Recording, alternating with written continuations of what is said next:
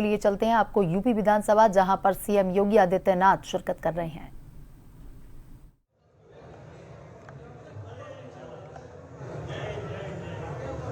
और मिस्टर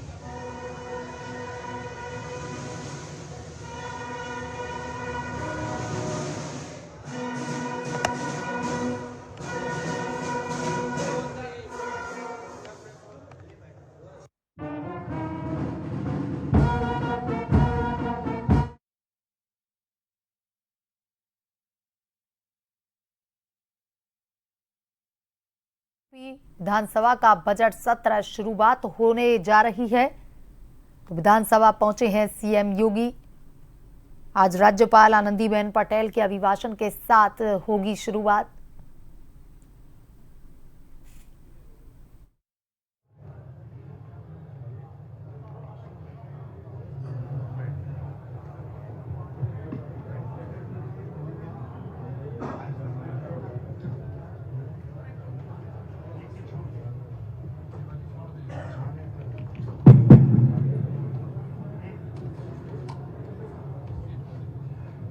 माननीय सदस्यगण, उत्तर प्रदेश राज्य विधानमंडल के वर्ष 2025 के प्रथम सत्र हेतु आहूत दोनों सदनों के समवेत अधिवेशन में आप सभी का हार्दिक स्वागत है। आप सभी को 2025 की शुभकामनाएं। मैं यह कामना करती हूँ कि यह वर्ष आपके व समस्त देशवासियों के लिए सुख, शांति, समृद्धि और संपन्नता से परिपूर्ण हो। दिव्य और भव्य महाकुंभ आयोजन का सौभाग्य प्राप्त हुआ है। महाकुंभ 2025 में स्वच्छता, सुरक्षा तथा सुव्यवस्था के नए मानक जुड़े गए हैं। महाकुंभ में आस्था एवं आधुनिकता का अद्भुत संगम देखने को मिल रहा है। यह आयोजन जहाँ एक और अनेकता में एकता को दर्शाता है, वहीं दूसरी ओर समता व समरसता का संदेश भी देता है, जिससे एक भारत श्रेष्ठ भारत की अवधारणा साकार हो रही है। अब तक लगभग 53 करोड़ से अधिक श्रद्धालु जन पावन त्रिवेणी में आस्था की पवित्र डुबकी लगा चुके हैं। मौनी अमावस्या की एक दुर्भाग्यपूर्ण घटना से हम सभी अत्यंत दुखी हैं। इसमें कुछ श्रद्धालु गंभीर रूप से घायल हो गए, जिसमें से कुछ श्रद्धालुओं की दुखद मृत्यु भी हुई। समय काल प्रवलित हुए ऐसे पुण्य आत्माओं के प्रति मेरी विनम्र श्रद्धांजलि तथा उनके शोक संतप्त परिजनों के प्रति मैं संवेदना व्यक्त करती हूँ। अंत्योदय से सर्वोदय मेरी सरकार का मंत्र है। समाज के अंतिम पायदान पर खड़े, आर्थिक दृष्टि से सबसे कमजोर परिवारों को विकास की मुख्य धारा में लाने के लिए सरकार ने गांधी जयंती के अवसर पर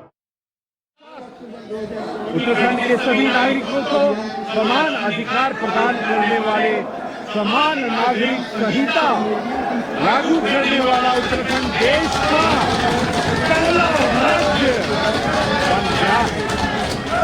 इसमें प्रमुख रूप से मातृशक्ति के अधिकारों को सुरक्षित किया गया है।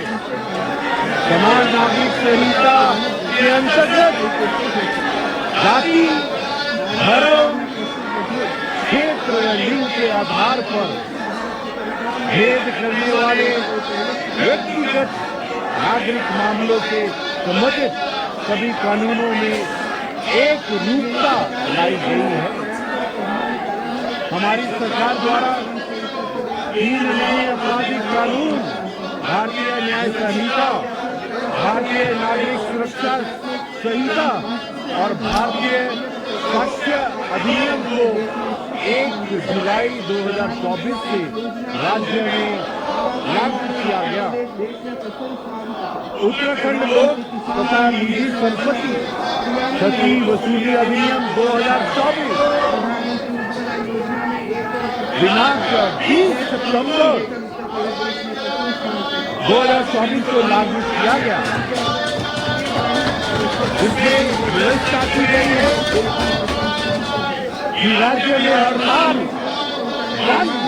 दंगा एवं विरोध प्रदर्शन के दौरान सार्वजनिक अथवा निजी संपत्ति को नुकसान पहुंचाने वालों से संपत्ति के नुकसान की क्षतिपूर्ति ली जाएगी तथा इनमें से किसी की मृत्यु होने पर कानून धाराएं लगाए जाने के साथ ही आरोपितों को क्षतिपूर्ति भी देनी होगी।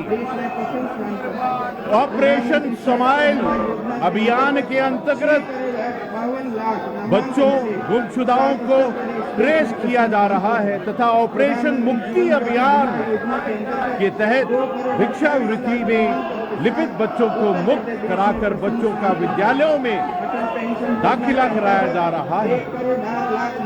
साइबर क्राइम से संबंधित प्रकरणों में सहायता हेतु जनता के लिए साइबर हेल्पलाइन नंबर 1930 जारी किया गया है।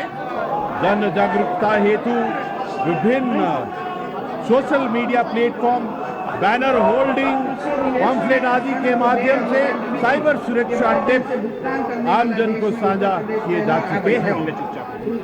यातायात प्रबंधन के क्षेत्र में यात्रियों की सुविधा हेतु मैप माई इंडिया एवं गूगल मैप के साथ हुए समझौते के आधार पर राज्य की रियल टाइम ट्रैफिक एडवाइजरी की सुविधा मैपल गूगल मैप के माध्यम से आमजन को प्रदान की जा रही है। कारागार विभाग द्वारा उत्तराखंड बंदी की मृत्यु पर विधिक उत्तरदायित्व को प्रतिकर मुआवजा राशि के भुगतान की नीति 2024 लागू की गई है। भारतीय ओलंपिक संघ द्वारा राष्ट्रीय खेलों के मेजबानी का अवसर उत्तराखंड सरकार को प्रदान किया गया है। इस हेतु खेल एवं युवा कल्याण विभाग द्वारा दिनांक 28 जनवरी 2025 से 14 फरवरी 2025 तक विभिन्न स्थानों पर 38वें राष्ट्रीय खेलों का सफलतापूर्वक आयोजन किया गया। हमारी सरकार की खेल नीतियों का ही प्रभाव रहा है कि राष्ट्रीय खेलों में उत्तराखंड के युवा खिलाड़ियों द्वारा अभूतपूर्व प्रदर्शन कर प्रदेश का नाम राष्ट्रीय स्तर पर रोशन किया गया। उत्तराखंड में हुए 38 राष्ट्रीय खेल में उत्तराखंड ने 100 से अधिक पदक प्राप्त कर नया रिकॉर्ड बनाया है। विगत राष्ट्रीय खेलों में उत्तराखंड 25वें स्थान पर था। इस बार राज्य पहले 7 स्थानों पर शामिल है। राज्य में खेलों को बढ़ावा देने के उद्देश्य से खेल महाकुंभ के आयोजन में प्रत्येक वर्ष लगभग 2 लाख से अधिक खिलाड़ियों, बालक एवं बालिकाओं द्वारा प्रतिभाग किया जा रहा है। इन प्रतियोगिताओं में दिव्यांग खिलाड़ियों को भी खेल का अवसर प्रदान किया जाता है। माननीय मुख्यमंत्री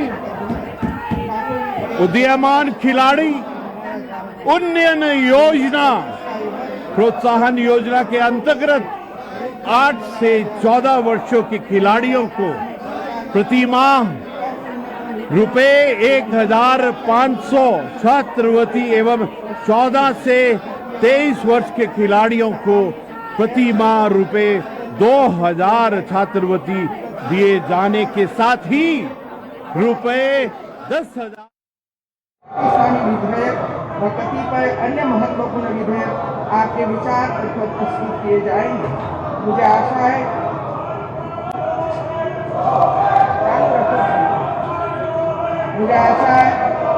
नहीं अभी तो पूर्ण विश्वास है कि सभी माननीय सदस्यों प्रदेश की आम जनता के व्यापक हित में मेरी सरकार का सहयोग कर जन आकांक्षाओं को पूरा करने में अपना बहुमूल्य योगदान करेंगे। वही सदन की गरिमा जाने की व्यवस्था की गई है। नियोजन विभाग द्वारा राज्य में उपलब्ध संसाधनों से युक्त नीति आयोग भारत सरकार की तर्ज पर उत्तराखंड में state institute for empowering and transforming Uttarakhand SETU का गठन किया गया है। उत्तराखंड राज्य ने सतत विकास लक्ष्यों के प्रथम स्थान प्राप्त किया है।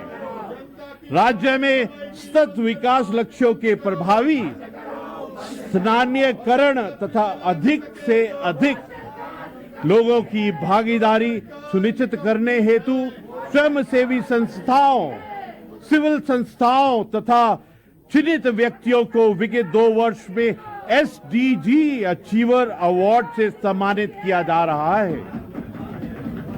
सीएम कॉन्क्लेव के एजेंडा बिंदु हरियाणा सरकार पहचान पत्र की तर्ज पर उत्तराखंड राज्य में परिवार पहचान पत्र उत्तराखंड योजना का निर्माण किया जा रहा है। योजना से राजकीय कार्यों में पारदर्शिता एवं वास्तविक लाभार्थियों तक योजनाओं की सीधी पहुंच हो सकेगी। औद्योगिक विकास विभाग द्वारा वैश्विक निवेशक सम्मेलन में गत वर्ष हुए निवेश प्रस्ताव के आधार पर ऊर्जा, आवास, विनिर्माण, आधारभूत संरचना एवं पर्यटन आदि के क्षेत्र में निवेश की ग्राउंडिंग तेजी से हो रही है।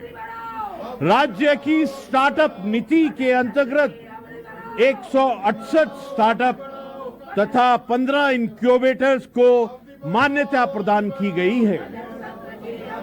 भारत सरकार द्वारा राज्य के 1,196 स्टार्टअप को पंजीकृत किया गया है।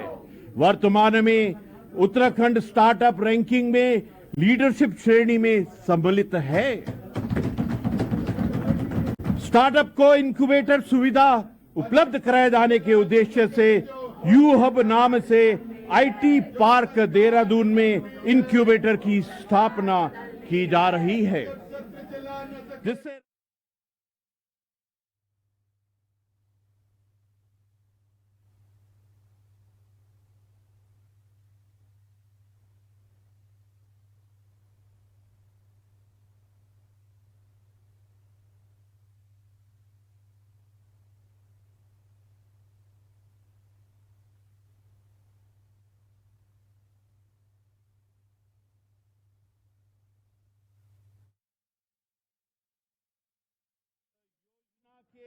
क्रियान्वयन से राज्य में विनिर्माण उद्यमों में पूंजी निवेश के प्रोत्साहन से